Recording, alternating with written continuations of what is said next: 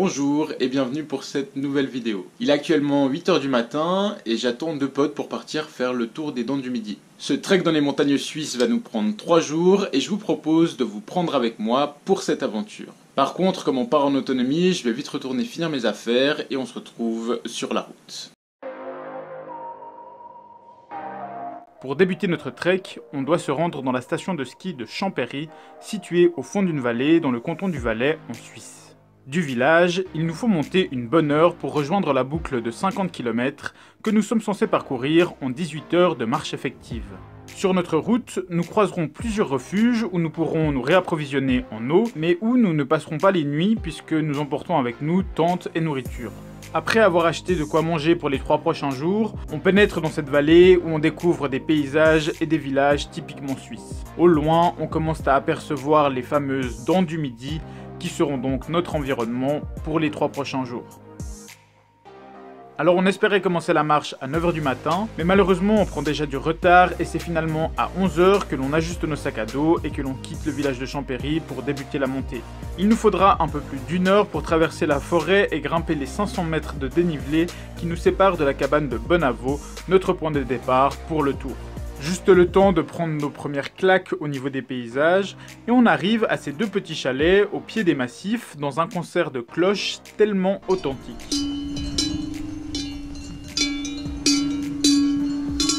Avant de débuter, on se permet quand même une première pause avec la bière locale brassée au pied des montagnes et dont chaque sorte porte le nom d'une des dents. Après cela, nous nous lançons enfin sur la boucle. Nous devons marcher sur 7 km pour atteindre notre prochaine étape, la cabane d'Anthem. Et en l'atteignant, nous franchirons pour la première fois les 2000 mètres d'altitude, puisqu'elle se trouve à 2035 mètres au-dessus du niveau de la mer. Durant la première partie de cette étape, nous traversons les pâturages escarpés où paissent vaches et moutons durant l'été. Au fur et à mesure que l'on avance, les arbres disparaissent et les paysages se font de plus en plus désertiques. 3 heures après avoir quitté la cabane de Bonavo, nous arrivons à celle d'Anthem, et cette fois-ci, ce sont les moutons qui nous accueillent. Au moment où nous quittons la cabane d'Anthem, il est environ 16 h. Notre prochaine étape se trouve à 5 h 30 de là, et vu l'heure, on sait déjà qu'on devra se trouver un endroit pour camper à mi-chemin. Nous continuons donc à monter en altitude en empruntant des chemins étroits qui longent la falaise. Les paysages sont de plus en plus spectaculaires. Arrive finalement 18 h et le temps de trouver un emplacement pour passer la nuit. Et c'est vrai que si les paysages jusqu'à maintenant étaient particulièrement beaux, il faut dire qu'ils ne sont pas très propices au camping.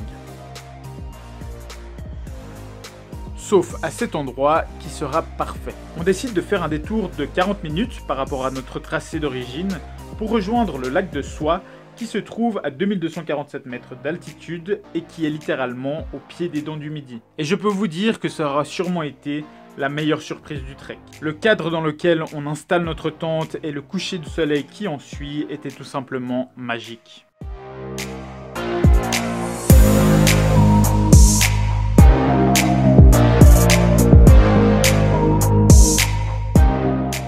Et en bon suisse, on n'a pas pu s'empêcher de prendre avec nous une bonne fondue au fromage. On finit par aller se coucher, le bilan du jour est de 6 heures de marche, sur 14 km et environ 1200 mètres d'altitude gravie.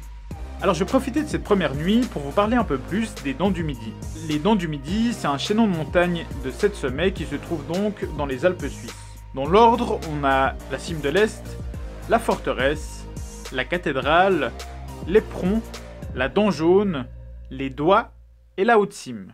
La période idéale pour aller y marcher se trouve entre juin et octobre, et pour la petite anecdote, il y a chaque année une course de trail qui est organisée là-bas et qui reprend exactement le parcours que l'on est en train de faire. Et accrochez-vous bien, les meilleurs coureurs l'effectuent en 6 h 30 contre les 18 h prévues de notre côté.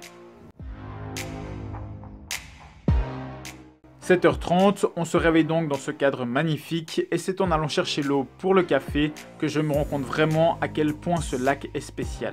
En fait, depuis 1989, 2 frères réalisent des constructions autour du lac à l'aide de pierres qu'ils trouvent sur place. La source est donc entourée par ces œuvres d'art qui me faisaient clairement penser aux ruines d'un village venu d'un autre âge. Bref, un petit déjeuner rapide et nous quittons ce sanctuaire pour nous remettre sur la route. Cette deuxième journée est placée sous le signe de l'efficacité. Nous avons pris du retard sur la première journée que nous devons absolument rattraper aujourd'hui. Sur la première partie, nous allons nous éloigner pour un temps des Dents du Midi pour contourner le massif. Après avoir longé ces versants durant une bonne heure, nous entamons la redescente jusqu'à retrouver nos amis les vaches dans leur pâturage. On atteint finalement l'objectif de l'étape où on aurait dû se trouver le soir d'avant, la cabane de Shindon. L'étape suivante sera sans doute la partie la moins amusante du trek, puisqu'il s'agit d'une longue descente à travers la forêt. On croise quand même quelques amis en pleine des Tinder, et d'autres beaucoup moins sympas.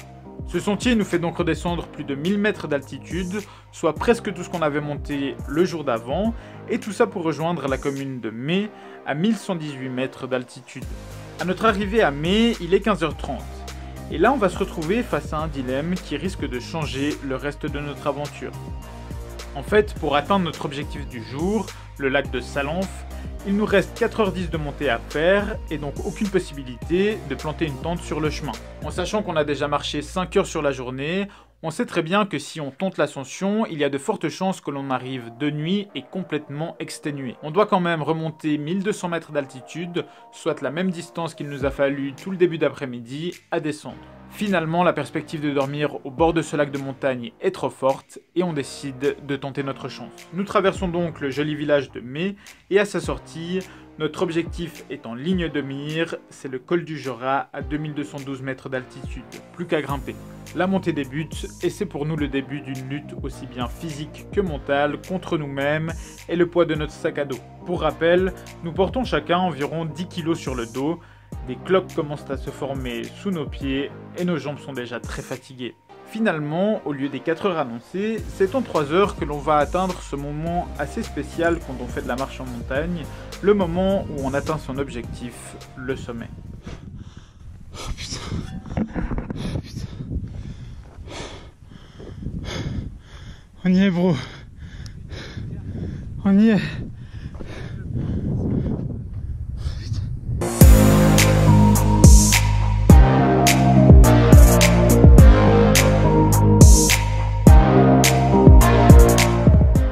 Quelques dizaines de mètres en bas du col du Jorat se trouve ce pourquoi on s'est donné toute cette peine, le lac de Salanf.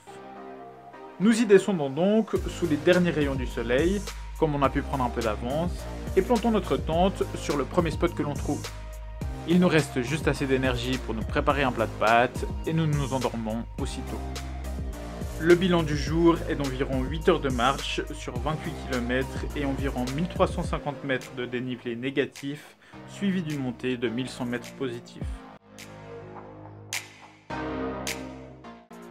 Une nouvelle fois, le réveil se fait dans un cadre majestueux et c'est là qu'on est content d'avoir pris la décision de grimper le jour d'avant. Après un bon café, on se prépare pour cette dernière journée où l'on va notamment passer par le point le plus haut de notre trek. On plie le camp et avant de commencer notre effort, on va se dégourdir les jambes sur le barrage du lac où on en profite pour admirer cette nature à couper le souffle. C'est les jambes encore un peu lourdes de la veille que nous quittons ce nouveau petit coin de paradis pour les dernières étapes de notre trek. Durant la première partie, nous traversons une plaine plate et aride. Notre premier objectif, le col de Susanf, à 2494 mètres d'altitude, qui est donc le point le plus haut de notre trek. La montée se passe plutôt bien, même si physiquement les efforts de la deuxième journée se font sentir. Mais il faut dire que les paysages que l'on a du coup dans notre dos nous poussent à continuer. Mais voilà, plus l'ascension avance, plus les passages deviennent techniques. À tel point que la marche se transforme presque en une séance d'escalade, et où l'on se demande si on ne nous a pas un peu pris pour des chamois. L'arrivée au col se fait dans un cadre complètement désertique, et là, nous jetons un dernier regard au loin sur le lac de Salanf.